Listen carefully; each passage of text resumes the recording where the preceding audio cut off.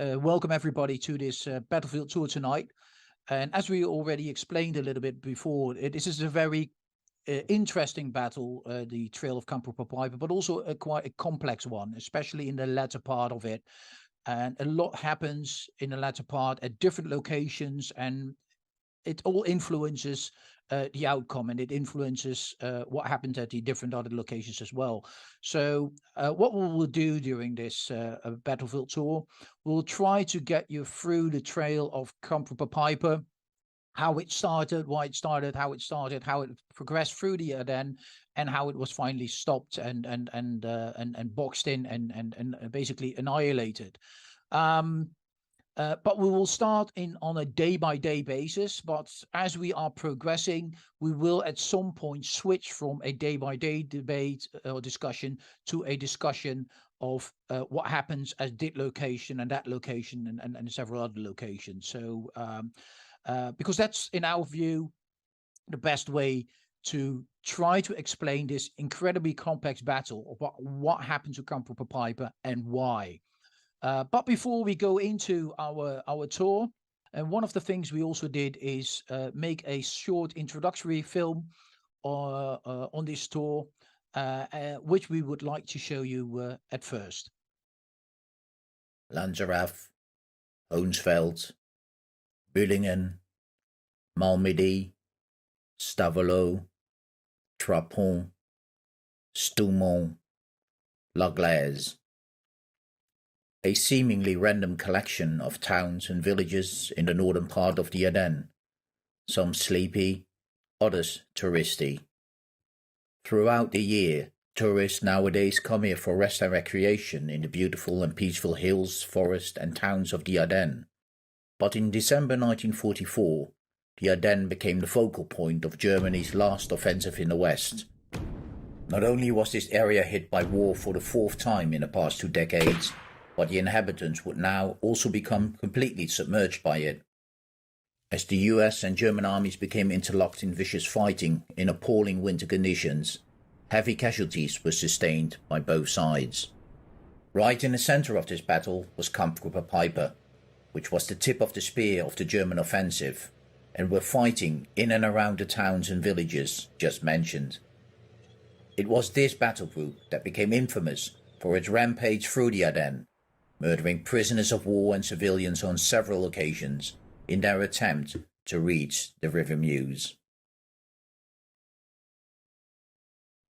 So before we start discussing Kampfgruppe Peiper within the context of the Battle of the Bulge itself, let's first take a look at how we got there. In 1944 had been a year of great success for the Allies. Nazi Germany had been beaten back on many of the fronts, on all 3 fronts. Back in the Eastern Front, Russia has pushed back the Germans through the Belarus and through the Ukraine, and basically we're in front of Warsaw and Budapest. In the south, on the Italian front, the British and Americans had liberated most of Italy by the end of 1944 and found themselves near Bologna in northern Italy.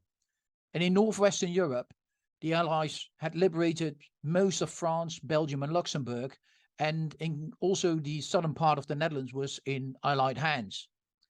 The Western Allies even found themselves on the doorstep of Nazi Germany, and in some cases already slightly in Germany, battling through the Siegfried Line. But the Allied advance had come to a standstill in the autumn of 1944, and German resistance had stiffened along the entire Western Front. The front at that time stretched basically out from the Swiss border to the Scheldt estuary in the Netherlands. And during this time, the Allies suffered great shortages in both manpower and supplies. Autumnal weather and difficult terrain added to the problems of the Allies to mount successful attacks and end the war effectively in 1944. But even with these major setbacks, Allied leadership was still very optimistic, and they held the view that the war was all but won. In their eyes, the German army was a mere shadow of its former self, a mere spectre of the earlier war machine it used to be, and was effectively only capable of stalling their inevitable collapse. Hitler, however, was still convinced that he could win the war, and he even had been looking for an opportunity to seize the initiative again in the West, ever since August and had developed the idea to counterattack through the Ardennes and seize the port of Antwerp. Now, why was he doing this? Hitler, in his mind, was not only seeking to deliver a huge blow to the US forces in the Ardennes and capture the port of Antwerp and collapsing their logistical support in that manner, he also tried with that move to cut off the British and Canadians and some of the US forces in the north from the balance of the US troops in the south. This, in his opinion, would then force the British to surrender, and including the Canadians, of course. And with the British and the Canadians out of the war, that in turn would convince the Americans to settle for a negotiated peace with Germany and a subsequent withdrawal of the American forces in northwestern Europe. Having secured victory in the West, Hitler, in his mind, could then switch all his troops east and defeat the Soviet Union. Now, let's talk a little bit about the plan in, just in very broad detail. Well, if we look at the battle of the plan of the Battle of the Bulge, or the Ardennes Offensive, as the Germans officially called it, the plan was actually very simple. The Germans would crash through the thinly held American front line in the Ardennes and force a crossing on multiple places across the river Meuse and head for Brussels and specifically for Antwerp. What they needed to do was to carry this out under two conditions. First of all, they needed bad weather. Why? Because on the bad weather, like in winter, Allied air power was not able to intervene with the German onslaught. Secondly, they would need speed, aggressiveness, and indeed even ruthlessness to force their way across the Meuse before the Allies could gather enough troops to mount a concerted counterattack. The main attack of this offensive, which would be three armies, the main attack would be in the north, led by SS Generals Dietrich's 6th Panzer Army. And they would force their way through the Ardennes, cross between Huy and Liège, and then march onwards to Antwerp. After reaching Antwerp, they would set up a defensive line from Antwerp to the east towards Maastricht. The other two armies, in the meantime, would also move forward and effectively provide a protective screen to the south and the southwest of the 6th Panzer Army. What about the American side of things? The Ardennes was considered by the Americans as a very quiet front and very lightly held by US troops. Effectively, only 4 US infantry divisions and 2 cavalry units were covering a front line of roughly 120 kilometers. And that's a long front line for so few troops, indeed. The divisions in the Ardennes were also either very green with no combat experience, or had been badly battered in the Hurtgen forest in the weeks before, had been sent to the Ardennes for rest and rebuilding. In addition to the frontline units, there were also 2 other divisions in the Ardennes, which was the veteran 2nd Infantry Division and the 9th Armored Division, another green unit. This thinly held front line, however, would be attacked on the 16th of December 1944 by no less than 12 German infantry divisions, 5 panzer divisions, and several other supporting smaller units. Of all the armies crashing through the Ardennes, Dietrich's 6th Panzer Army was the most powerful one, and it was comprised of 3 corps, the 1st and the 2nd SS Panzer Corps. The 2nd SS Panzer Corps would be in reserve at first, and the 67 Corps, which would attack in the area of Monschau-Hoven. Additionally, Dietrich also was getting support of a Fallschirmjäger unit on the command of Lieutenant Colonel von der Heydte, and a German Special Forces unit on the command of Obersturmbannführer Otto Skorzeny, the 150th Panzer Brigade. Dietrich's plan was effectively to attack between 2 places along the front line, Hollerath and Kreewinkel, by using 2 Volksgrenadier divisions, infantry divisions in essence, and a paratroop division, a Fallschirmjäger division, and they were to break through the American lines and open up routes for the 1st SS Panzer Corps.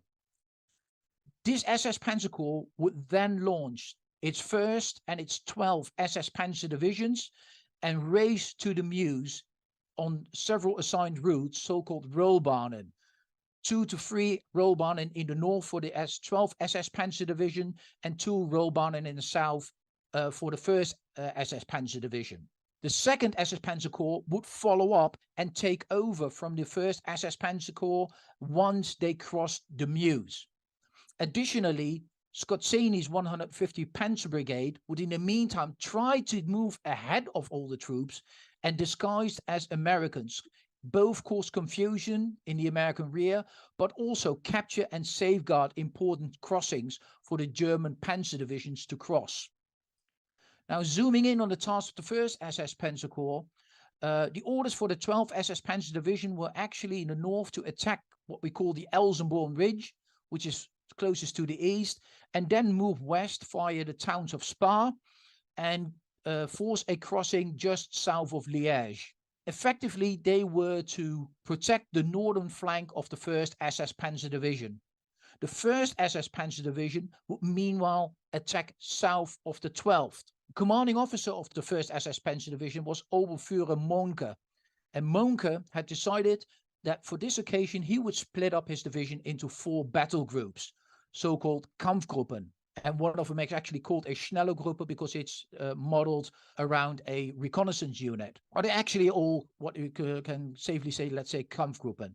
2 of these Kampfgruppen would lead the attack and 2 would follow the leading ones and be on standby to take over or to reinforce whenever and wherever needed. Kampfgruppe Sandig and Schnellergruppe Knittel, led by the 2 guys you can see on the right hand side of this slide, were to be the follow-up groups, and Kampfgruppe Hansen was to attack on the southern Rollbahn and primarily protect the southern flank of the most important attack of all attacks in the Ardennes on the 16th of December 1944. And that was to be the attack by Kampfgruppe Peiper. Peiper would lead the tip of the German onslaught, the tip of the spear, and it would be led on the command of the 29-year-old Obersturmbannführer Joachim Peiper. Now at this point, let's briefly stop and discuss who Joachim Peiper was and what his background was, because understanding what Kampfgruppe Peiper was about and what kind of morale was instilled onto that Kampfgruppe, we have to understand a little about Peiper's background and experiences. Peiper was born in January 1915 in Berlin, and when he turned 18, he joined the SS Cavalry in October 1933, only 2 weeks after it was formated. In 1935, Peiper went to officer training school and graduated as a SS lieutenant in 1938, and at that point he also became a member of the Nazi Party, something he always denied after the war, by the way. Peiper immediately was appointed to Himmler's adjutant, and he served in that capacity between 1938 and 1941, apart from 2 months in 1940. In this role as an adjutant, he acted, amongst other things, as a liaison to Adolf Hitler for Himmler personally, but also accompanied Himmler to visits to for instance, to concentration camps. But he also, in that capacity, witnessed the T4 program. Now, for those of you who are not familiar with the T4 program is actually the murder of mentally ill patients by the use of poison gas. In 1939, Peiper also married a woman called Sigrid Hinrichsen. Now, Sigrid Hinrichsen is an interesting character because she is actually a secretary on Himmler's personal staff.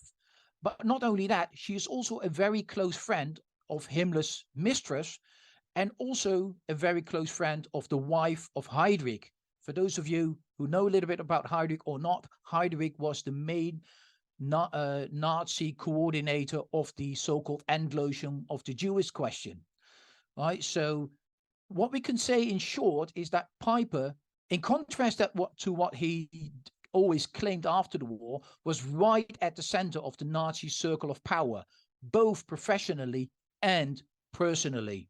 By 1941, Peiper rejoined the Leibstande as a company commander, and by 1943 he became a battalion commander.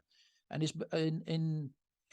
battalion later became known as the Blowtorch Battalion for its numerous and indiscriminate torching of villages and slaughter of civilians throughout Eastern Europe.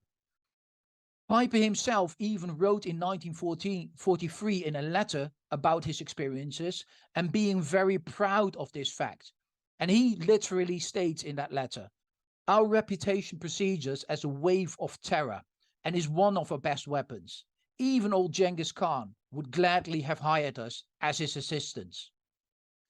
But it's not only in Russia or in the Soviet Union that Peiper and his men commit war crimes. It's also in Italy, where in late 1943 they are involved in a massacre at a place called Boves, where they kill 23 civilians and burn down 350 houses. By the end of 1944, Peiper had established himself as a ruthless commander, firmly embodying the traits and beliefs of the Waffen-SS and Nazism. His superiors had every confidence that Peiper was their man to bring the ruthless type of war that they envisaged to the Western Front, and gave him the mission of commanding the leading battle group in the Ardennes offensive. And that's how his group became Kampfgruppe Peiper. Now, his Kampfgruppe was the strongest battle group the Germans fielded during the Ardennes offensive. And let's take a brief look at how it was built up. And we're just focusing on the fighting parts.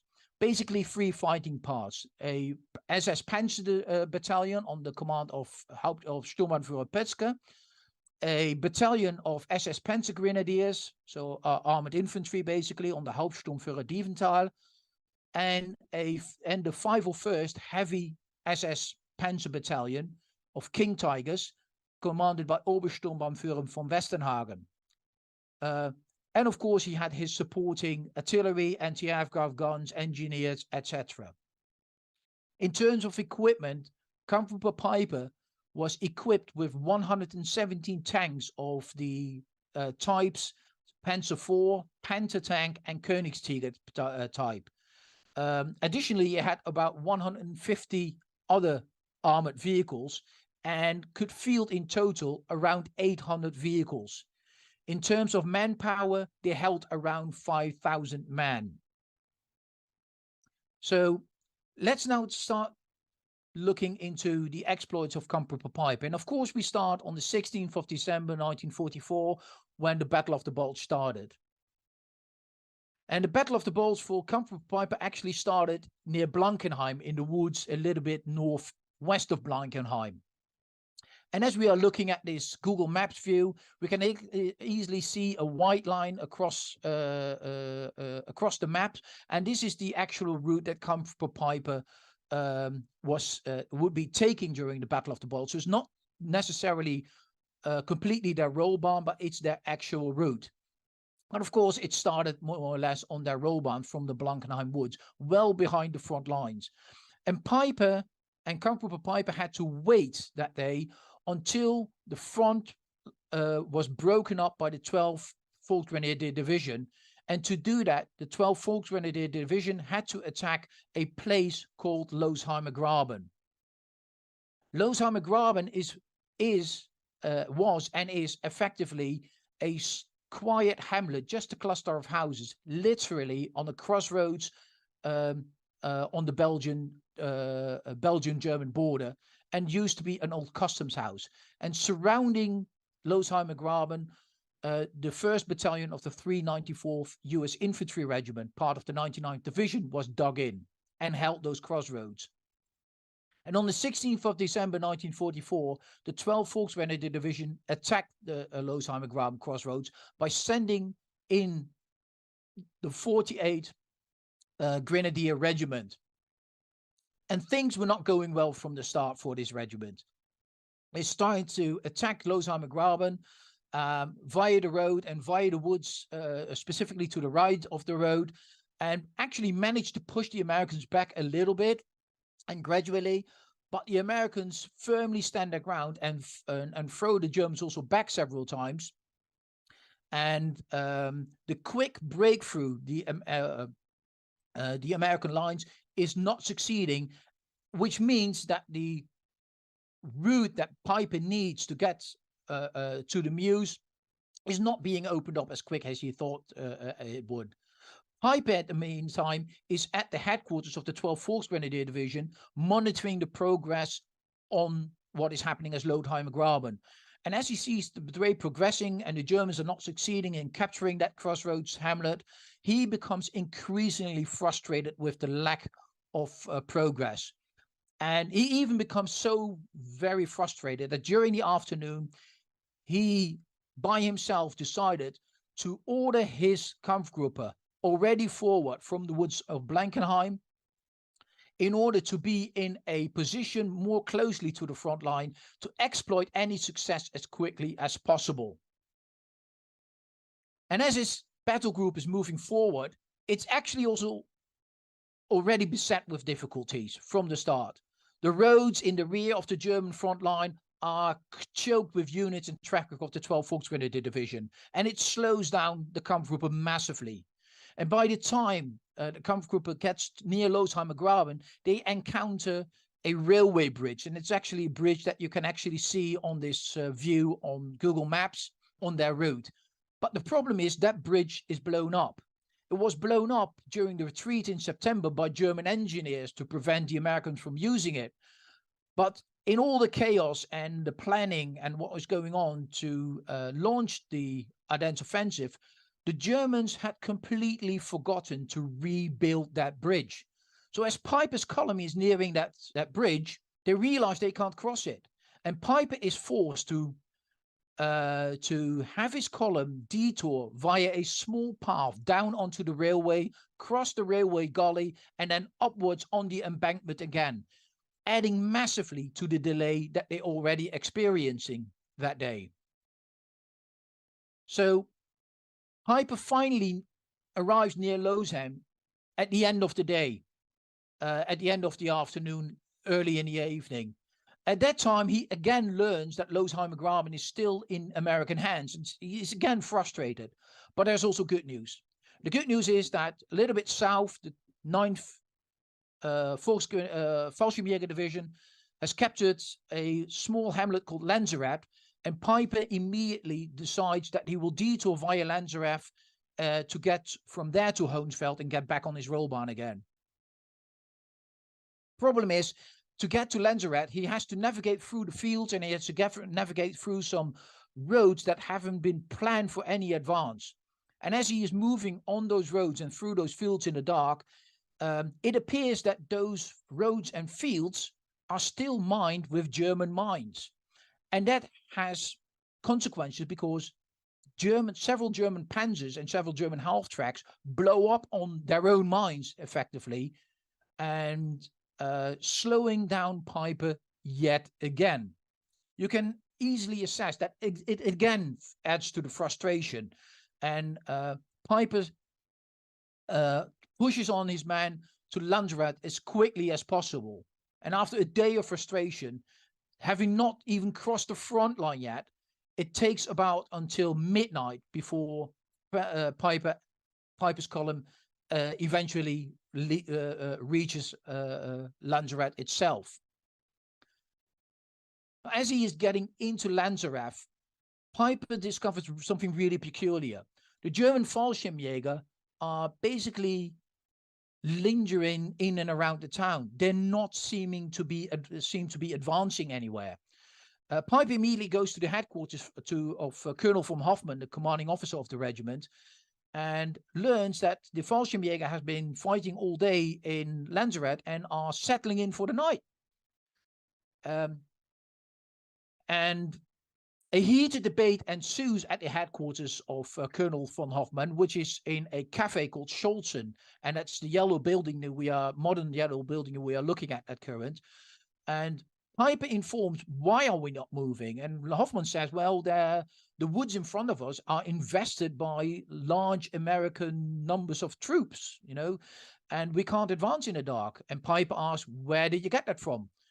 And Peiper gradually learns that everybody has heard that story from somebody else, and nobody ever verified if the woods are in fact infected with American troops. And what he also learns is that the only thing what really happened that day there is that the Fallschirmjäger had been fighting a lone US reconnaissance platoon in the tree line up the hill outside of Lanzarat. And that's the tree line up on the hill in the direction that we are now looking at on our Google Street View at current. And Peiper is furious about this behavior and this lack of progress and this lack of dash that the Fallschirmjägers are showing. And he decides to take matters into his own hands and demands from Hoffman, who outranks him, by the way, simply demands from Hoffman to detach a battalion of his Fallschirmjäger and attach them to Kampfgruppe Peiper, and simply state that from now on he will personally lead the attack into Belgium further. At this time, it's already in the morning of the 17th of December 1944. And it takes a couple of hours even into the 17th of December before Peiper can start in advance. But at 3:30 in the morning, finally, Peiper's column starts advancing again through the woods into the direction of Hoensfeld. But the Germans need to be careful because of the intelligence that they received that there could be or should be Americans in those woods in defensive positions. So the advance is going very slowly at that point. But to their surprise a little bit, they meet no American opposition. There are American stragglers there, but they meet no real opposition. And shortly after 5 o'clock in the morning already, the advance guard of Kampfgruppe Peiper drives through the village of Hoensfeld completely unopposed. And this is a little bit curious because Hoensfeld is actually a rest center for one of the American regiments in the area. There are about 150 men of that regiment in that village. And apart from those men, there also are two American anti-tank companies, tank destroyer companies, as they call them, to defend the village. But the curious thing about it, even though there was fighting very close by, all the defending US troops are not in their defensive positions. They are in the houses or in their vehicles asleep. And the advance guard of Peiper just drives through the town completely unopposed. And it's only after it becomes light that the Americans in the village start to realize what is happening and start to resist the Peiper's column, which is now part of the main body of Peiper, moving through. And by that time, it's already too late. And there's fighting, there's some skirmishing in the area, but the Germans quickly overrun any American opposition. And by the end of the morning, all resistance had ceased, and an estimated 300 to 400 men were made prisoner in Hoensfeld that morning. But there's something else at Hoensfeld, because Hoensfeld, sadly, also is the first place where the SS started murdering prisoners of wars and civilians. And at this time, we will let Rottenführer Siegfried Jägel, who was there, tell us what he saw there that day. The first prisoners of war I recall seeing during the offensive were in the outskirts of Hoensfeld, as we were leaving this town towards Büllingen. This was between 8 and 9 a.m., 17th September 1944. Just before turning right to go into the direction of Büllingen, I remember passing an American truck which had a machine gun mounted above the cab. As we approached the intersection, I heard machine pistol fire coming from the right, and later saw 15 Americans dead alongside the road. Now, Peiper, in the meanwhile, effectively had from Hoensfeld, he had to get to Murderscheid on his assigned rollbahn. But Peiper actually decided to make a slight diversion because he had learned that a little bit north of his rollbahn, it's a place called Büllingen, which was also an American support center. There was a large American fuel dump, or at least an American fuel dump of some size, and Peiper was already a little bit low on fuel. So he decided to make a little detour to capture that fuel dump and sets its course toward Büllingen. Now, around Büllingen, like I said, it was a support center. It just didn't have a fuel dump, but it also housed an artillery spotter airfield, spotter plane airfield, and several other American support units. And the previous night, the Americans had used an engineer combat battalion, the 254th Engineer Combat Battalion, to set up a defensive perimeter around the town and guard the main entries into the town. B company of that battalion was actually placed about 1.5 kilometers south of the town on the road to Hoensveld, and they were in place around 5 o'clock in the morning. Around 7:30 in the morning, they were attacked by the lead element of Kampfgruppe Peiper, but quickly were pushed back by Peiper and had to fall back to Bühlingen. In the meanwhile, in Bühlingen, other American units are also pushed into defensive positions. And one of the men that was in the area was Sergeant Grant Jaeger of a service battery in the 924 Field Artillery Battalion of the 99th Division. And he also caught up in the fighting. Let's listen to his experience that day. Before 7 in the morning of December 17th, we were ordered to set up a roadblock south of the town. Sergeant Zoller gave myself and Privates Romaker and Maldonado a bazooka and a few hand grenades and sent us on our way. The three of us proceeded south, half a mile or so. We were about 100 feet from the edge of the roadway and had a good view. We had been there a minute or so deciding what to do when we heard heavy equipment coming up the road from Hoensveld. As our equipment had been on the road all night, we gave it a little thought until I looked up and saw a tank with a cross painted on the front. It was German. The tank was buttoned up and the machine gun firing, and the turret was turning, looking for targets. I made ready the bazooka and had Romaker load and arm it. As the first tank passed in front of us, I was ready to fire, but found the sights broken and the tank went on by. Then I made up my mind that I could fire without sights by looking alongside the barrel. This I did and fired and hit the second tank as it was directly in front of us. Apparently, my shot hit the tank in the track as it turned partway around and stopped. Jaeger, like many other Americans at Bühlingen, did not get away, but was actually captured by the Germans. The Germans, in the meantime, had for the fuel dump very quickly and capture it without too much difficulty. And the fuel depot used to be at a square, which is a modern-day square now in the town, which also has this playground in it. And at this site, American prisoners are forced to refuel the German tanks that need some refueling. And together with other American POWs, they are then sent back on the road back into Germany in the opposite direction that Kampfgruppe Peiper was coming from.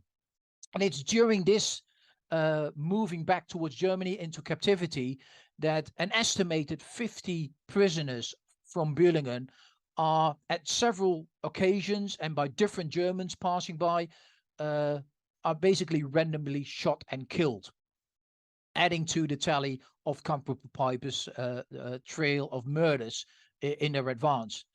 Peiper's column, however, in the meantime, is already moving forward, of course, westward and trying to get as far west as towards the Meuse and as quickly as possible.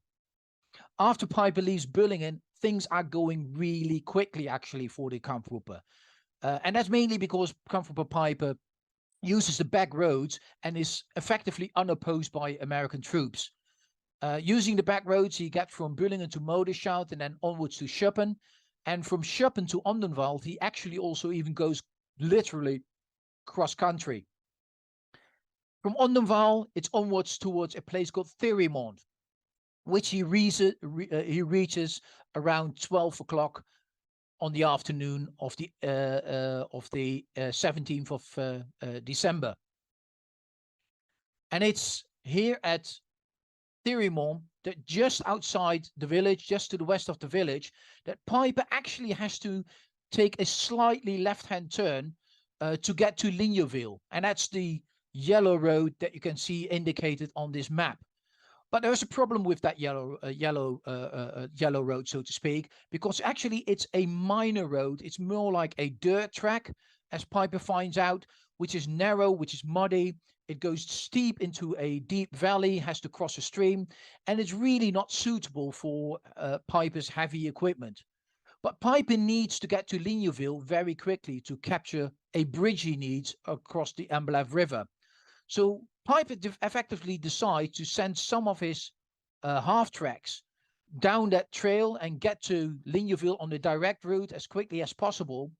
But in the meantime, sent the main part of his Kampfgruppe on a diversionary route leading north toward a place called the Bonnier Crossroads, and then take a left-hand turn south again towards Ligneville.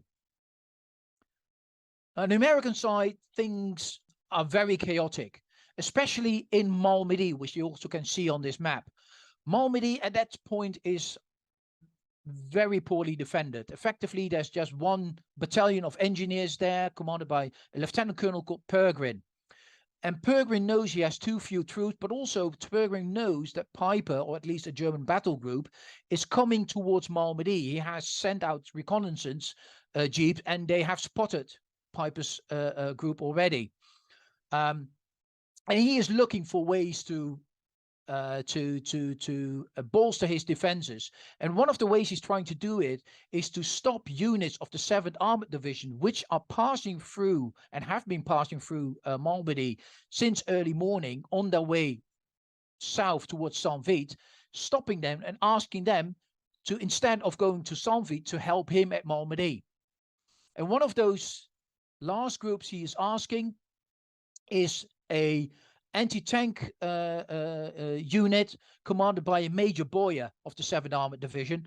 And Major Boyer respectfully declined, saying, I'm under orders to go to Saint-Vith, and I'm going quickly now because I'm on the direct route via Ligneville, and I want to be there at Saint-Vith as quickly as possible. About half an hour after Major Boyer has passed through, another unit passes through, which is B Battery of the 285th Field Artillery Observer Battalion. Pergrin again asked that group, help me out, please, and help me defend Malmedy. But B Battery commanders also say, no, we have to go to Ligneville and then onwards to Saint-Vith. Pergrin then says, well, if you have to go there, don't go via Ligneville because the Germans are very near. We have learned from reconnaissance, but go via Stavelot and Trapon, in a circuitous route. But the commanding officer of B Battery 285th Field Artillery Battalion says, well, Major Boyer was just ahead of us and we think we can make it. So we'll take the direct route as well. What happens next can best be explained by Pergrin himself.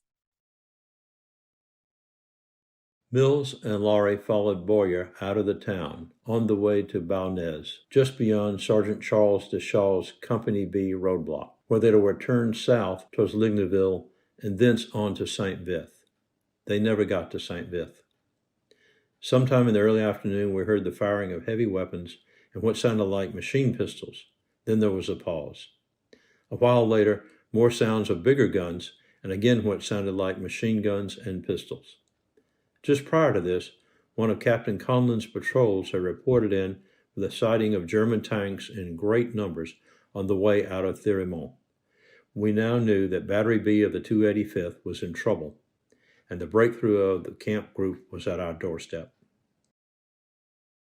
Pergrin, of course, was unaware what exactly went on at the Bonnier Crossroads, but he did have a hunch, as we learned, that something was horribly wrong. And let's take a look what happened at the Bonnier Crossroads. And to do this, we're now going to use some cutting-edge technology to recreate the 1944 landscape using 1944 aerial photographs and use it as an overlay on this 3D Google Earth map that we have. And in the center of it, we can see the Bonnier Crossroads. So actually what happens is that B Battery of the 285th Field Artillery Observer Battalion starts moving south from Malmedy, gets to the Bonnier Crossroads and takes a right-hand turn south to Ligneville. And at the moment they do that, they are there, they're passing the crossroads. Peiper's column is moving down towards them on a parallel road up on the hill.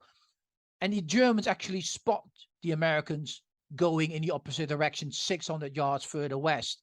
And they open fire onto the Americans. The Americans start firing back with the little weapons they have. They are, after all, just an observer battalion and not a frontline unit. And as a consequence of that, they also are quickly overrun by the Germans rushing towards them, all guns blazing. So a brief firefight is quickly over, and the Americans are rounded up. Peiper and part of his columns are pushing onwards towards Ligneville immediately because they, as I already explained, they want to get to Ligneville as quickly as possible.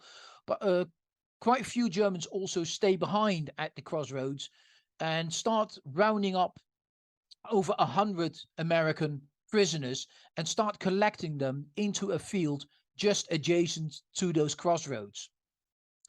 What happened in that field at those crossroads can best be described by two men who were there back in 1944. Then we were ordered down to the field. I'm right in the front row, like cattle. My recollection, I seen them setting up 3 tripods facing the field. There was an officer shouting to hurry up. Then I hear an officer command, "Machen alle kaputt," kill them all. The machine gun bullets began. We all hit the ground, 10 to 15 minutes. I heard my buddies hollering. Haynes, my buddy next to me on the ground, said, "I'm hit, can you help me?" I said, "Lay still." Then I heard him gurgle and die. We stood on the north side of this pasture next to the street. On this pasture, approximately 90 American prisoners were standing with their hands raised. The prisoners had no arms and stood there quietly. Immediately thereafter, Obersturmbannführer Rumpf gave us a following order after we arrived. "Bump off the prisoners." I'm not sure if these were his exact words, but the meaning is correct. Thereupon, we opened fire on the prisoners of war, and at the same time, the machine guns of tanks and SPWs that stood also on the street at this pasture.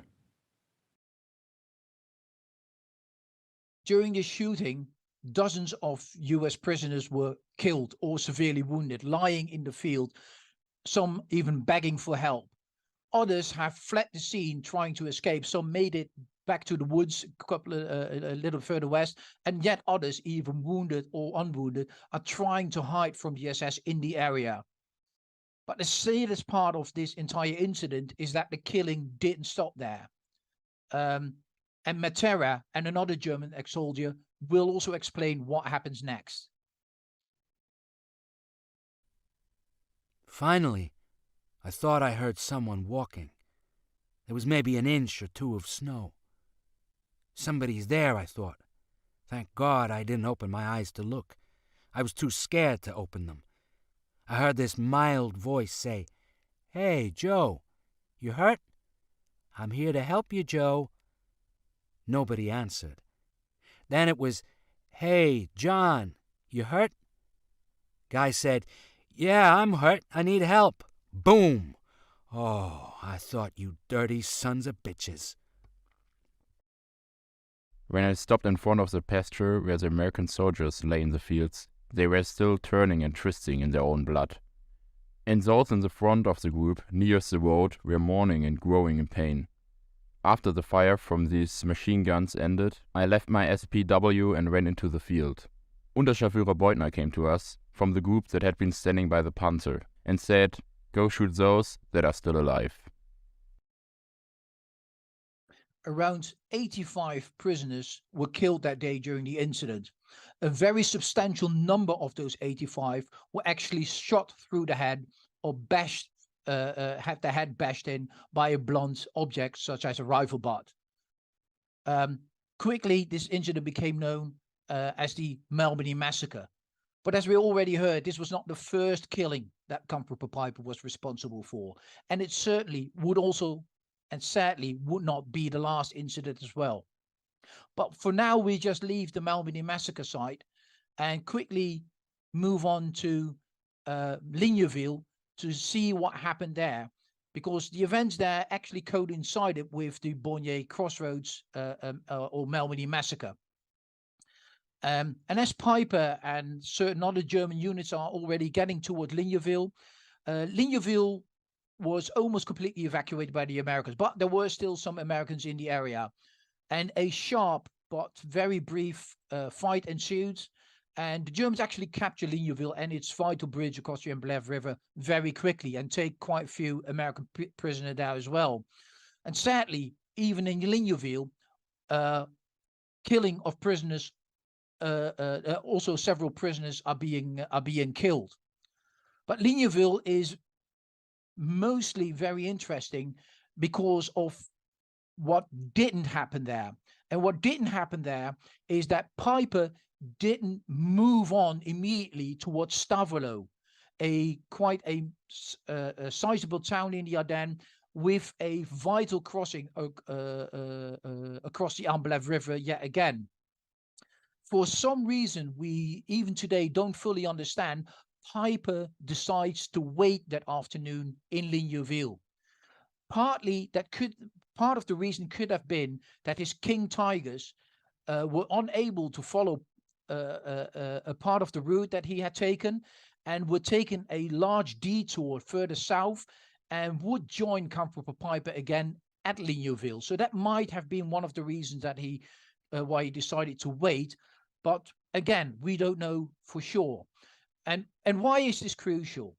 It's crucial because during that same afternoon, Stavelot is virtually unoccupied by the Americans and lay for the grabbing. The only unit that was in Stavelot that day was a company of engineers under command of Lieutenant Chindland, but Lieutenant Chindland and his company had been in Stavelot only a day or two, and in the chaos and the panic that was raging through the Ardennes at that moment on the side of the Americans, Chindland and his company were forgotten about. And in all that chaos, it's actually Colonel Pergrim at Malmedy who orders a squad of American engineers, so that's basically around 12 American engineers, towards Stavelot.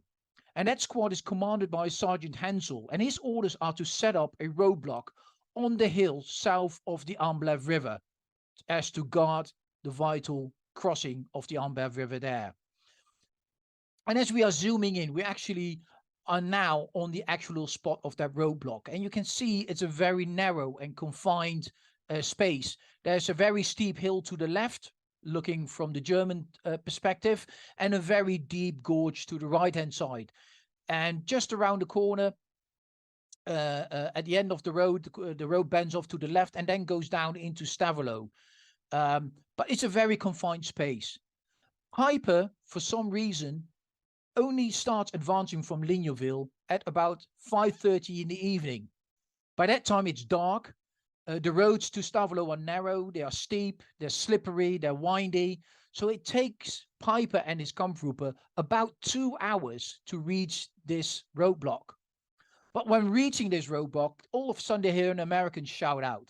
And there was actually an American sentry which was posted about 50 to 100 yards in front of the roadblock to warn any Americans that might come down the road about that roadblock and the mines in front of it. And actually that American sentry, as the Germans are approaching in the dark, misinterprets the Germans for being American. And that's why he shouted out. But the Germans are now alerted and they open up firing. And in the fighting that ensues between the Germans and the Americans at the roadblock, the Americans eventually have to pull back. The entire squad has to pull back.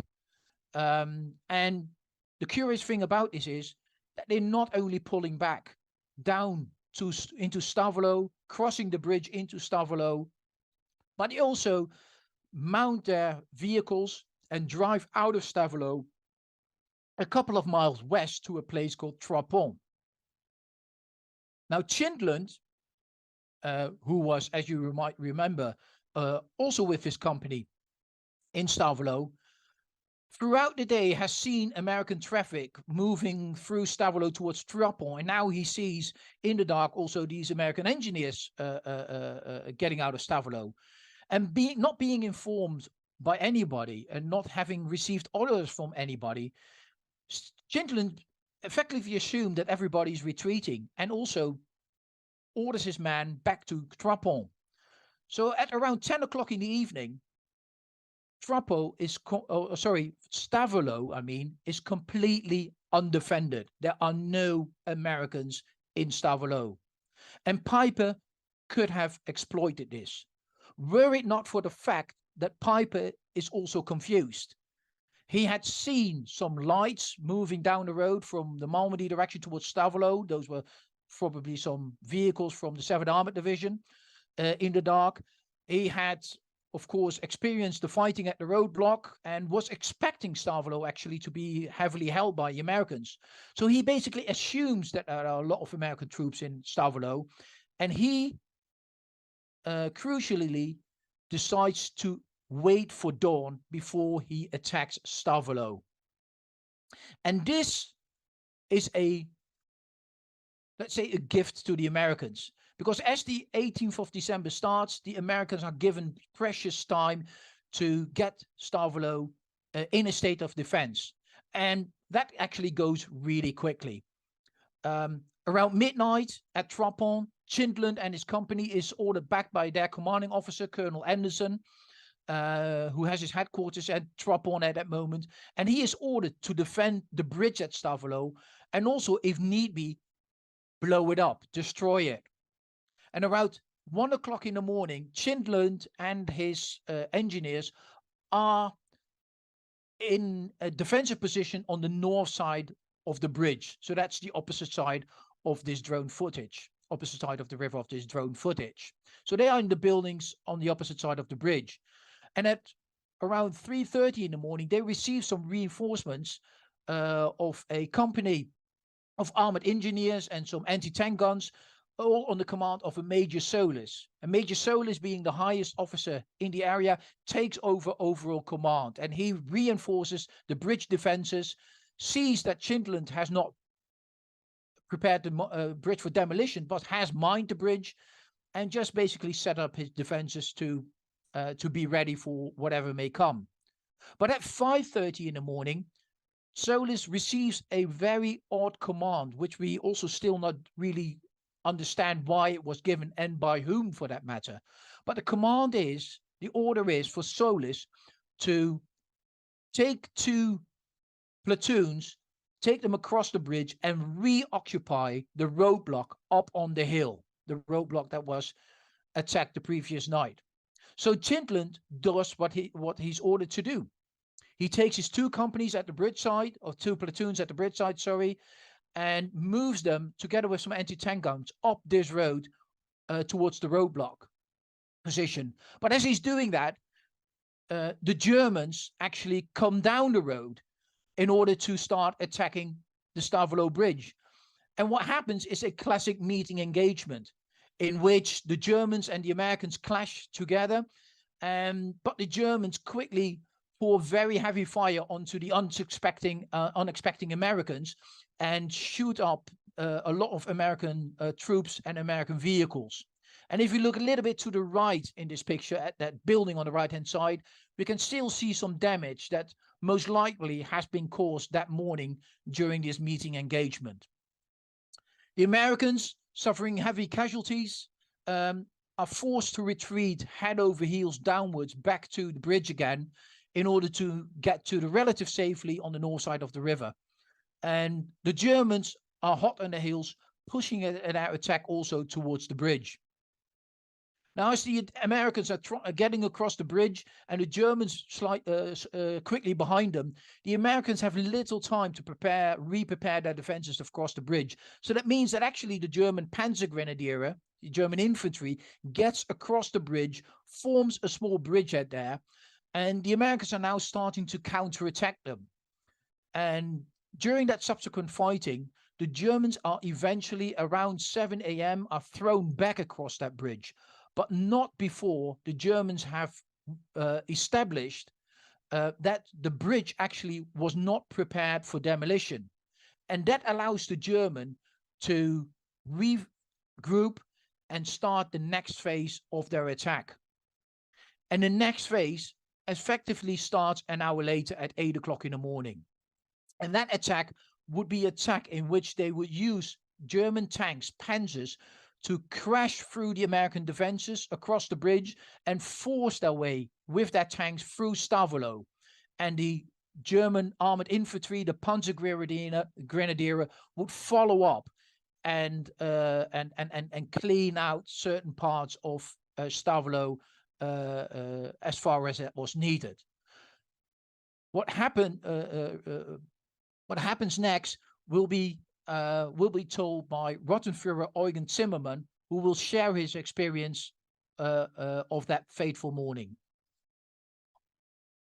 The attack was to take place early in the morning. During the night, we received further instructions.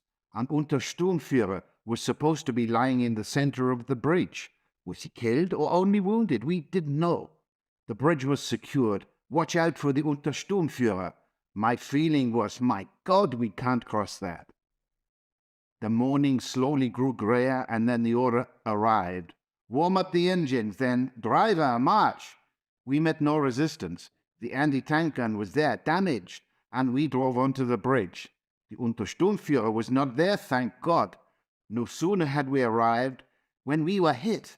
The driver screamed into the microphone, "The gas pedal is stuck, we're hit." I saw an anti-tank gun behind the corner of a house. Open fire! The 7.5 is onto it. Miss! The cannon points up into the sky. 5th gear. Give it gas! The trail of the anti-tank gun broke, falling onto our radio hatch, and lay there. Again there was heavy firing from all sides. Finally, things were looking up. The firing died out. I made it through Stavano. German tanks are now moving in mass across the bridge and drive through town towards Strappon. This effectively forces the Americans back towards the town square and the northeastern side of the town. But the Germans keep pressure on them and force the Americans completely out of town, and by around 10 o'clock in the morning the battle is over. The American troops are either moving eastward towards Melmedy, or in large part they move northwards up the hill towards Spa and towards a large fuel dump on the road between Stavelo and Spa. And as some of Solis's men pass that fuel depot, they decide, together with some Belgian guards in the area, to set fire to part of it to prevent Germans from coming after them, but also to deny the Germans to capture that fuel dump. But Peiper has no idea that there was a fuel dump in the area. Peiper at that moment was completely focused on getting to Trappon and seizing the bridges at Trappon that he needed so badly to continue to advance west. So the main force of the Germans were not actually heading north, but they were actually heading west towards Trappon. At Trappon, Colonel Anderson had established a roadblock just east of the railway underpass at Trappon on the main road towards Stavelo. That roadblock effectively consisted of a anti-tank gun and a platoon of engineers behind it, and roughly 250 yards east of that roadblock, the Americans had laid down some mines across the road. Shortly after 11 o'clock in the morning, the first German tank started to appear at that site, and the leading German panzer simply stops in front of those mines and gets those mines off the roads, reboards his tank, and start moving again. The Germans also see the American anti-tank gun and start firing on it. American tank gun starts firing back, but in a succession of shots, the American tank gun is taken out of action quickly, and the crew is all killed. At that point, the engineers, the infantry in the area, is confronted with several German tanks moving towards them, and they have no anti-tank capability anymore. But luckily for the Americans there, they can leave their position, because Colonel Anderson had already heard that there was a firefight breaking out there, of course, and he decides, as a security, to blow up the bridge of Trappon on the road towards Stavelo, effectively also cutting off the possibility of Kampfgruppe Peiper to go further west via Trappon. And that actually also makes it possible for the engineers at the roadblock to retreat. Peiper, being confronted by the fact that this bridge was blown, is now unable to continue onto his roadbound via Trappon towards Rebelmont and then towards the River Meuse. Instead, he now has to detour north via a small place called La Glace, and then used again some back roads to go to Cheno, and then onwards towards the bridge across the Liane River. And that's exactly what he does. And Colonel Anderson, the American colonel in Trapon, engineer colonel, rightly had guessed rightly what Peiper's intent was. But Anderson also knows that the bridge on the Habiem bridge, the bridge across the Liane River at Habiemont, was not prepared for demolition and certainly not also not defended. So he, in the meantime, sends a squad of engineers down to that bridge to prepared for demolition as quickly as possible before Peiper can get there.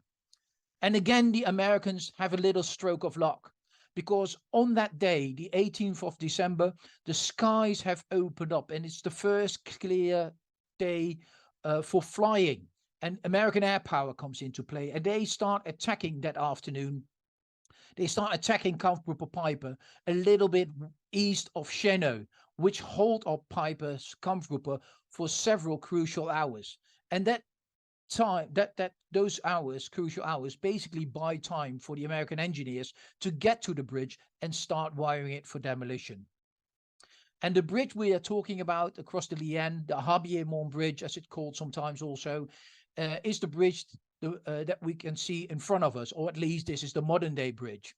And it looks back eastwards towards the direction that the Germans would be coming from. And the American squad of engineers arrive here at around 3 o'clock in the afternoon, and about an hour later, they have prepared this bridge for demolition. It's almost 45 minutes later, 4:45, when Peiper's leading tanks navigate around the bend some 100 yards from the bridge. The Americans decide immediately to blow this bridge up and try their primary electrical fuse, but it refuses to blow up. Something must have gone wrong with the wiring. So Corporal Chapin of the engineers rushes forward under German machine gun fire to a secondary fuse, which is a fuse that had to be lit manually. So basically the old style, the old way. And Chapin actually reaches that fuse, fires it, sets it alight, and runs back as quickly as possible. And within a couple of seconds, as the Germans are nearing that bridge, the entire bridge blows up in front of them. Peiper now cannot go further west on his rollbar. He sends a couple of reconnaissance cars to figure out whether some minor bridges in the area would be able to hold his heavy tanks and other heavy equipment, but those bridges are not strong enough. So by this time, Peiper, at the end of the 18th of December, is forced to retreat all the way back to La Glace for an alternative plan. And that plan he can only implement the next day. And that plan would be to leave his assigned rollbar and start moving towards the Meuse, a little bit north of his original rollbar, via the place called Stoumont, and then onwards to Awaya, and then onwards to the Meuse. Stoumont, in the evening of the 18th, as Peiper is getting back to La Glace, is being occupied by American troops of the 3rd Battalion of the 119th Infantry Regiment, part of the 30th Infantry Division, also sent to this area as quickly as possible to stop Kampfgruppe Peiper. And they set up a defense on the southern and eastern part of that village, and are together with some anti-tank guns. And they just await what inevitably will be a attack the next morning. And that attack starts the next morning at about 7 o'clock in the morning. And because of very heavy fog, the Germans quickly overrun the initial defenses on the outskirts of the village and push the Americans back towards the church that we could just see on the right. Americans are taken prisoner in Stoumont that day. Most of the Americans that do get away, like I said, move away westwards. towards a place past a next village called Tarnion, to a place called Stoumont Station. And just past Stoumont Station, the Americans had a backup position by another battalion of that same infantry regiment. And the Germans are following them towards towards Tarnon and towards Stoumont Station. And as the Americans, or as the Germans are getting there, they are first confronted with a American anti-aircraft gun at Stoumont Station, which holds up the lead German tanks for just a while, and German infantry has to move forward in order to overpower and overrun that German anti-tank gun. The German infantry, or the American infantry and the American blocking position around the bend west of Stoumont Station by now has been warned that the Germans are quite near and an attack on their positions is imminent. And soon enough, through the fog, the German tanks navigate around that bend and start moving towards the narrow section around that bend where the American position is. But the Americans also have troops across the Amblev River in a position to give enfilading fire. They're also helped by some American tanks which came from Stoumont earlier that morning after the fighting died down there. And the German tanks, as they navigate around that bend, are taken out in quick succession. And the Germans have to fall back. They send forward some infantry, but the infantry also doesn't get forward, and the Germans effectively fall back to Stoumont Station really quickly. The American tanks that were there initially now have to fall back because they have fired all their ammunition.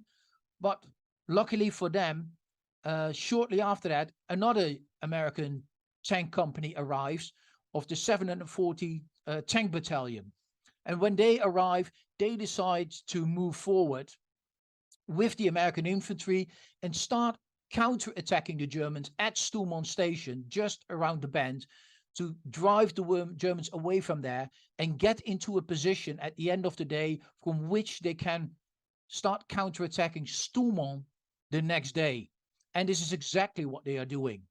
The Germans, on their part, however, are already in the process of falling back to Stoumont because of a lack of fuel, and Peiper wants to have more of a close-in defense as well. So one of the last things we have to look at current is a small German patrol that also goes out that day. And that patrol goes out from Glaglas, not in the direction of west towards Stoumont, but to the northeast in the direction of Spa. And that German patrol runs into American opposition about halfway to Spa. And when being confronted with that American opposition, they get into a brief firefight, but quickly fall back and don't press their attack home. They don't overpower the Americans, even though it's a very lightly held American position. And why is it important? Now, this is important because of something that did not happen. And what did not happen is that had the Germans, put it this way, had the Germans overpowered that American roadblock there, they would have captured a American fuel dump, which was even larger than the one which was at Stavolo, and could have solved Peiper's fuel shortages just immediately. But the Germans obviously didn't do that, and they all fell back towards Stoumont, Cheneux, and La Glace in the hope of any relief from the direction of Stavolo. Now, to understand what happens next over the course of the next couple of days with Kampfgruppe Peiper, we first have to go back towards the area of Stavolo and Tropon to discuss what happened there at 3 different locations over the course of the next few days. And first, we go back to Stavolo Bridge. And when we were at Stavolo Bridge before, we were discussing the attack across the Stavolo Bridge by the SS Panzers, and that the Americans were pushed out of Stavolo at midday on the 18th. But in the afternoon of the 18th, the Americans already started counterattacking again. And by midnight of the 18th, half of Stavolo was again under American control. And by 10 o'clock on the morning of the 19th, the Americans had re-established their defenses along the bridge on the north bank of the Amblev River, effectively cutting Kampfgruppe Peiper in half, and also cutting Peiper and his force near La Glace off from the main body of the Leibstandarte. The Germans, during the course of that day, tried to retake Stavelot Bridge in several attempts by launching infantry attacks, but also by attacking with tanks and trying to basically do the same type of attack that was so successful this morning. But the American positions are now much stronger than they were that morning, and moreover, they were also very heavily supported by artillery and anti-tank guns. And one of those German tanks was actually taken out very closely to this bridge, as you can see on this then and now photo. And if you look very closely to one of the buildings on the right-hand side of these images, you can also see the war damage that is still visible on these buildings today. Well, because of the German attacks on this bridge, the Americans decide that they want to blow up the bridge that evening in order to deny the Germans the possibility of getting tanks across. So in the evening of the 19th of December 1944, Captain Rice, an American engineer, with his men, is manhandling 1,400 pounds of TNT on the road deck of the Stavelot Bridge and blows it up around 7:30 that evening, creating a 25-foot gap on the north side of the bridge. And that renders that bridge completely useless to the Germans. But they do try to attack again, this time by infantry on the 20th, during which the infantry wades through the ice-cold water to the northern side, captures actually a couple of buildings, but during the morning they are chased out again by the Americans back across the Amblev River. And any attack that the Germans can come up with is being met with heavy German fire or heavy American fire. So the Germans are actually getting nowhere near Stavelot Bridge. The hope of regaining Stavelot is now being put solely on Kampfgruppe Knittel, which had also partly passed through Stavelot, and is now was sent back by Peiper to retake Stavelot from the west. And Knittel, on the 19th of the 20th of December 1944, is attacking Stavelot, like I said, from the west, starting from Trapon.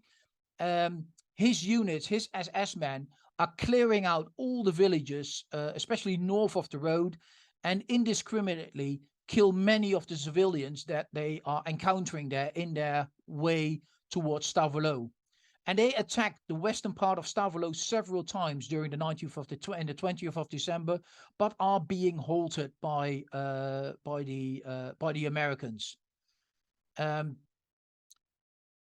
And as from the 21st of the December and over the course of the next few days, Knittel is actually being pushed in defense in a defensive position, and the Americans are gradually pushing him back from Stavelot, but also by troops coming in from the north. And while the Americans are pushing the Germans back, they also discover more and more dead civilians' bodies, and that leaves a deep impression onto these Americans, as Lieutenant Warnock of D Company will explain. It was just a few steps away, across the street in this near vicinity, that we came across the butchery by perhaps these same SS of 23 civilians of the city. Perhaps if we had known of this massacre at the time of the capture, they would not have been taken prisoner. About the butchery of the 23 civilians, I distinctively heard the screams, the sound of the shots, and also the distinctive fire from a German machine pistol. When we took that place from the Germans, I can also say that a boy of about 8 to 10 years old, wearing no hat, had been smashed in the head by a rifle butt. He lay in a heap with the imprint of the rifle butt clearly showing. Yes, I counted 23 dead in an area hardly more than 10 feet by 20 feet. Today, multiple memorials in and around Stavelot commemorate the fact that so many civilians around Stavelot were killed during the fighting by the SS. And this is just one of those memorials on the main road from Stavelot to Trappon. And these people were merely killed because they were simply there when the SS passed through and for no other reason, effectively. With the Stavelot firmly remaining in US hands, the Germans effectively had one last option to try to get to Peiper and relieve him.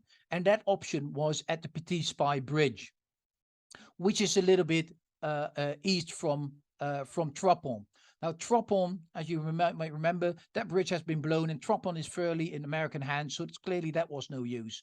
But the Petit Spy Bridge had already been used to reinforce either Knittel or Peiper on two separate occasions earlier.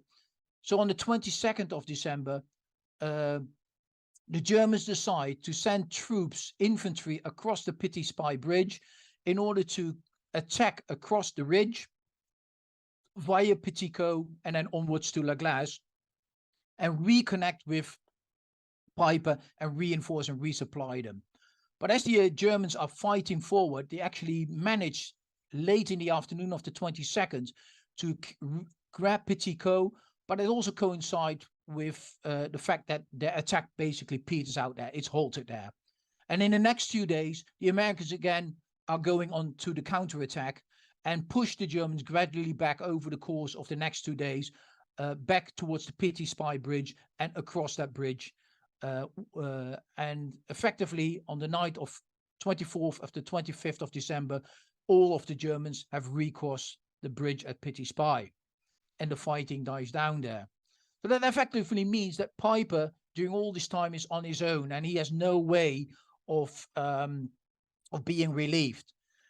So he holds up in the area around Stoumont, La Glace, and Cheneux.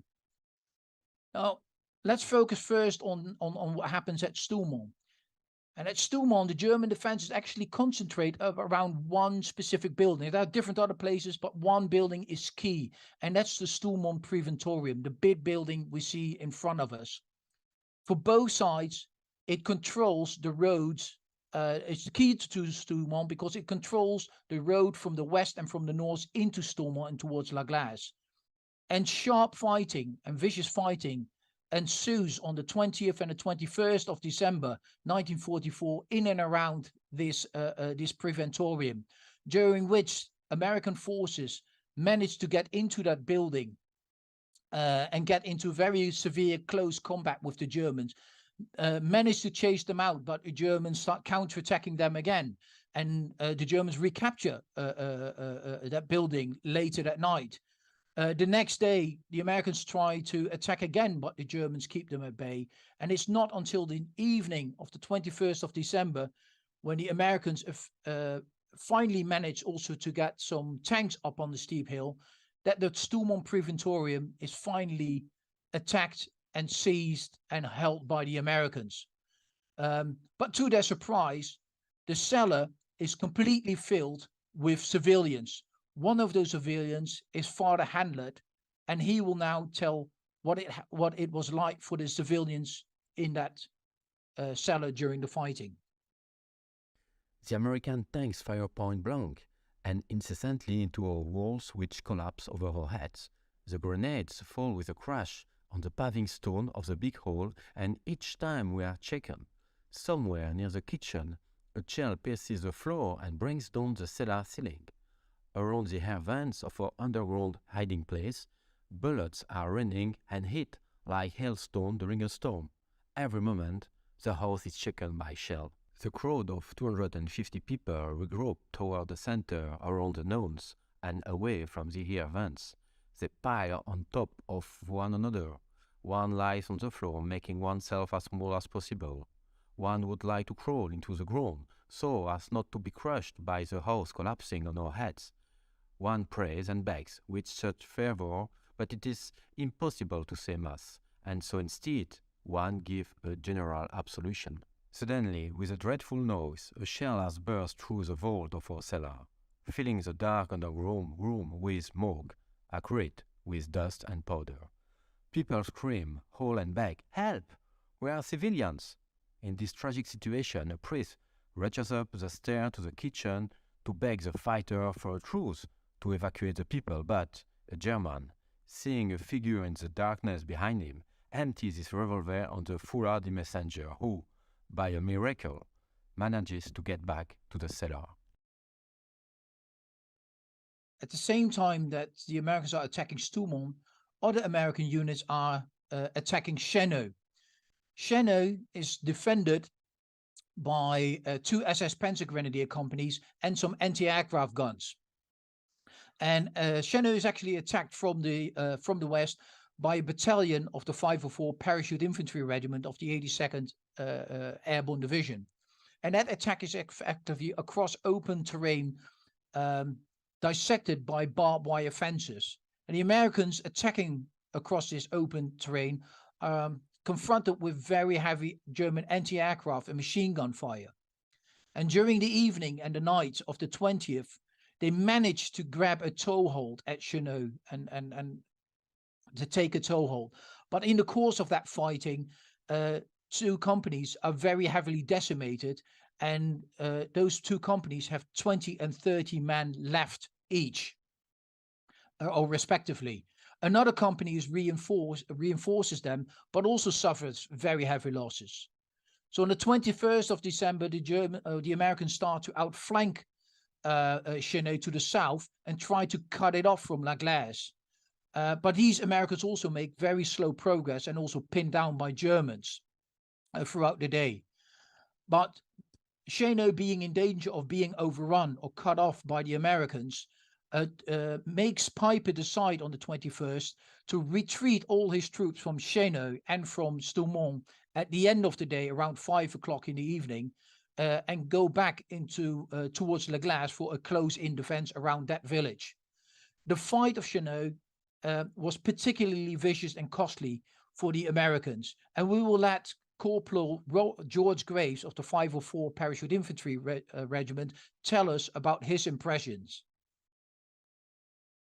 After walking about a mile up steep, heavily wooded hills, we came to a road junction where 5 German vehicles had been knocked out. The surrounding area was the worst example of what happens when a great number of men are killed and wounded that I ever saw. Broken rifles, loose ammunition, countless helmets, bloody GI clothes and bandages, all sorts of miscellaneous equipment, belts of machine gun ammo and mortar shells were strewn around the bald hilltop and ditches alongside the road, not to mention the dead. The living, glassy-eyed and expressionless, were hugging their holes scraped out of the banks bordering the road. The overall scene was so sickening that it made you want to shout out to God and ask him why all this was necessary. The shattered remnants of the 1st Battalion came straggling listlessly down the road, a terrible contrast to the happy battalion which had only 2 days before gone up the same road, wisecracking and full of fight. They were bearded, red-eyed, covered with mud from head to foot, and staring blank-facedly straight to the front. No one spoke. What a few officers were there in the small column were indistinguishable from their men, except for the markings on their helmets. They carried their rifles any way that seemed comfortable, some in Daniel Boone fashion. They had written a page in history which few would ever know about. Already there was talk of a presidential citation to record for posterity what was plainly written on their faces that morning. To millions of Americans at home, the name Cheno was meaningless. In the swirling holocaust of fire and fury, which had descended on the peaceful valley of the Amblève River in Belgium, it might not even be mentioned in the newspapers. Such was the confusion of places, units, and deeds being churned around in the witch's brew, which was the present battle of the Ardennes. Cut off from friendly forces to the south, low on ammunition and food, virtually out of fuel, mounting casualties, and Stoumont in Cheno in danger of being overrun, Peiper had no other option but to shorten his line in order to close in defense in and around the village of La Glace. Around this village, he planned to hold out as long as possible, hoping for the rest of the Leibstandarte to force its way towards La Glace one way or another, it being either via Stavelot, via Trapon, via Petit Spy, or any other way to relieve him. The Americans, at the same time, were entering the last phase of the annihilation of Kampfgruppe Peiper, now effectively having surrounded them. And they would go into the phase we could call a squeeze play. During this phase, American armor and infantry started attacking La Glace from different directions, from the east, from the northeast, from the south, from the west, and ever tightening the noose around Kampfgruppe Peiper. And also during this time, La Glace was continuously under artillery fire, destroying buildings and vehicles and killing and wounding Germans, prisoners and civilians alike. Nobody was safe in La Glace, except maybe in the cellars, as Belgian civilian Serge Fontaine will explain. 2 GIs and some Germans have built a fire for warmth, using furniture as firewood. The wartime debris is falling from the walls and arches around them. A shell tears open the wall behind the choir. Another demolishes the corner walls above the crypt and undermines the support of the church tower. The smell of powder burns their throats, and they huddle against one another near the choir's tiles. More wounded are brought in. In the morning, the arch crumbles under a large explosion, and the little group is showered by debris. This is enough. One must leave this dangerous place before it collapses entirely. Swiftly, through a gaping hole behind the choir, the people get out and walk along the road to Chêne, sucking on the frozen grass to quench their thirst and their burning throats, going to ground many times along the sloping hedges. They at last reach the US lines somewhere below St. Annes. Attempts to get supplies to Kampfgruppe Peiper also fail. The Germans decide and try different ways of getting supplies to Kampfgruppe Peiper, but it's no use. And on the afternoon of the 23rd of December, the Germans finally decide to give Peiper permission to withdraw and get his men, or the remnants of his Kampfgruppe, back to German lines. And the same afternoon, Peiper starts to prepare for the withdrawal, which immediately starts that same night, the night of the 23rd of the 24th of December 1944, during which 800 men on foot tried to navigate their way back to the German lines, escaping and evading American patrols and American units in the area, fully aware that Peiper should be out there somewhere. During the next day, on Christmas Eve, they hide out in some woods in the valley. And the next night, they start moving further, crossing the main road from Trapon to Werbelmont onto a place called Rochelinval, where they, in the end, cross the river Salm into the German lines early on Christmas morning. 770 men of the 800 men who set out from La Glace finally made it towards the German lines.